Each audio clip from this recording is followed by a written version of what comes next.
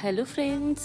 So ఈరోజైతే మనం ఒక యమ్మీ అండ్ హెల్తీ బ్రేక్ఫాస్ట్ రెసిపీ చూద్దామండి. ఇది ఒక సలాడ్ రెసిపీ అండి. సో దీన్నైతే మనం లాట్ ఆఫ్ వెజిటేబుల్స్ అండ్ చనాతో చేసుకుంటాము. సో ఫస్ట్ అయితే మనం ఓవర్ నైట్ చనాని సోక్ చేసుకొని ఒక 3 విజిల్స్కి ప్రెషర్ కుక్ చేసుకోవాలండి.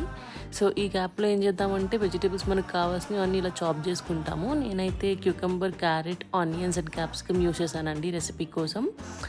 సో నెక్స్ట్ ఏంటంటే కట్ చేసుకున్నాక ఒక బౌల్లో డ్రెస్సింగ్ కోసం ఒక బౌల్లో కర్డ్ తీసుకొని దాంట్లో పిజ్జా మిక్స్, ఇంకా పెరి పెరి మసాలా, ఇంకా కొంచెం సాల్ట్ వేసుకొని ఇలా విస్క్ చేసుకోవాలండి.